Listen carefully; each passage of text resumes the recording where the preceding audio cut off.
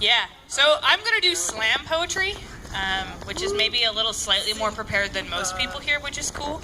Except Juan, who's gonna do comedy. That's gonna be great. I'm totally ready for that. This piece is called Fault Lines. I am 22 and I go running alone at night. I'm armed with pepper spray and wheeled keys like blades. I text my friends, tell them check on me in an hour. And most nights pass without issue. Some dogs scare me, some dumb teenager wolf whistles at me out his window. But one night I am followed. Who knows what he really wanted? Maybe he was just going in the same direction. But I run like hell, I am so scared. I make it home okay, but when I tell people what happened, the response is immediate. Why are you out by yourself at night? Are you stupid? Are you crazy? You shouldn't be surprised.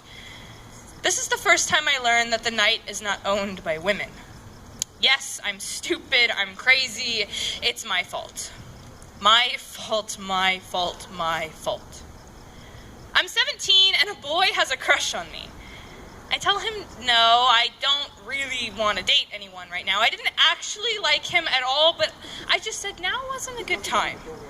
He follows me for weeks, at lunch, after school, at football games, sends me messages on Facebook asking why I can't just give it a chance. It escalates into a formal issue with the school administration. I tell him I'm not interested at all. He says I led him on.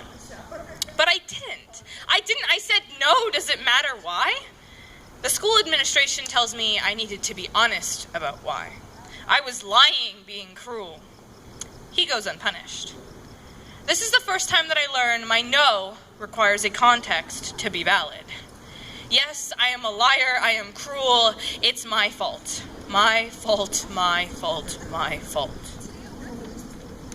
I'm 13 and I go swimming in the neighborhood pool. It's a hot summer night and there are no adults around. I'm surrounded by boys, my brothers and their friends. They roughhouse and are rowdy, and being a tomboy myself, I join in. One boy takes a particular interest in me. He pulls me in a corner, holds my wrist tight, body pressed against my own, hard upon the slick pool walls and the shallow end. Clearly overpowered, I say, okay, you win.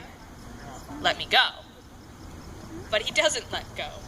He grips tighter as I squirm to get away and instead fastens his lips onto mine, the taste of chlorine and terror filling my mouth.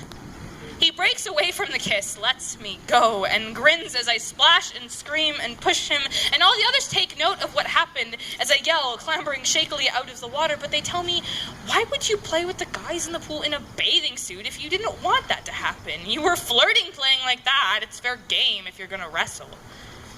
This is the first time I learned that my body is a fair piece for the taking in war.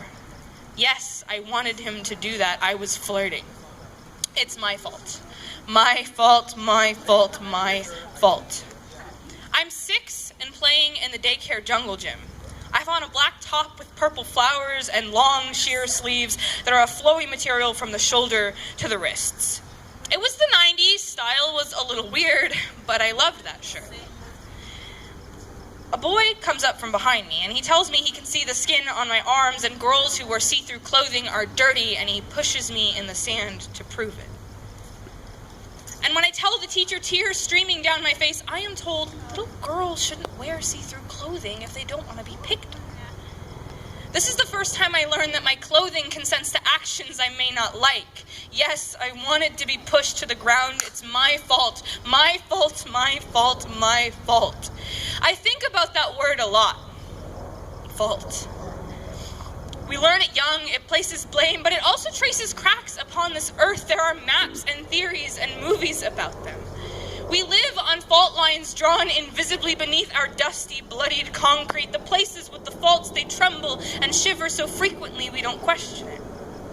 But sometimes the pressure becomes too great, and they fracture, break, shake, quake, suddenly, no warning, leaving destruction all along their lines.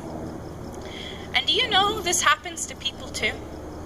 We draw line after line of fault up to a person, harassment, abuse, neglect, assault, my fault, my fault, my fault, and then they break burning bridges of destruction they cross to claim use of words they do not own.